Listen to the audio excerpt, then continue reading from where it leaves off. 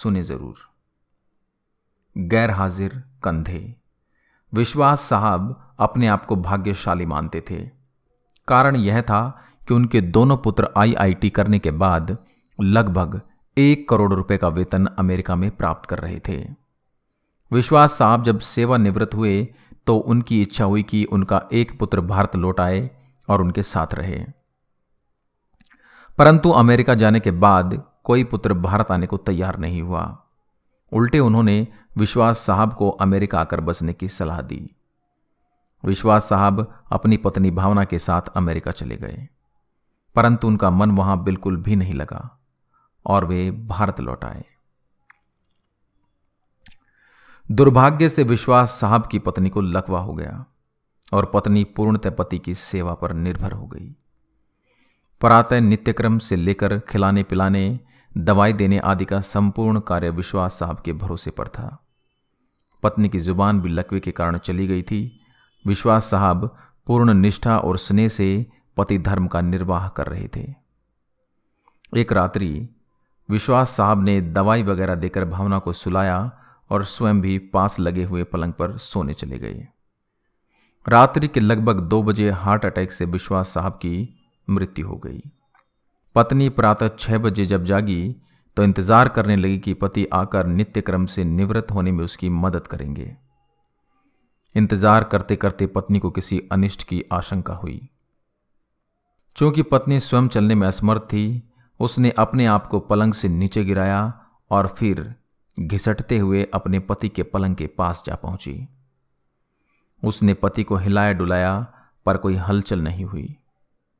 पत्नी समझ गई कि विश्वास साहब अब नहीं रहे।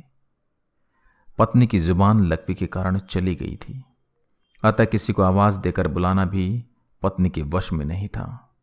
घर पर और कोई सदस्य भी नहीं था। फोन बाहर ड्राइंग रूम में लगा हुआ था। पत्नी ने पड़ोसी को सूचना देने के लिए घिसटते हुए फोन की तरफ बढ़ना शुरू किया।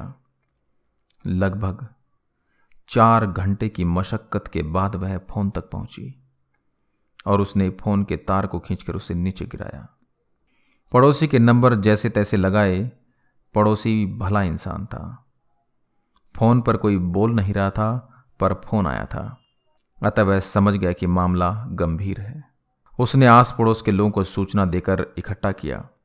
दरवाजा तोड़कर सभी लोग घर में घुसे। उन्होंने देखा विश्वास साहब पलंग पर मृत पड़े थे तथा पत्नी भावना टेलीफोन के पास मृत पड़ी थी। पहले विश्वास और फिर भावना की मौत हुई। जनाजा दोनों का साथ साथ निकला। पूरा मोहल्ला कंधा दे रहा था, परंतु 2 कंधे मौजूद नहीं थे जिसकी मां बाप को सबसे ज्यादा उम्मीद थी। शायद वे कंधे करोड़ों रुपए की कमाई के भार के साथ अति महत्वाकांक्षा से पहले ही दबे हुए थे।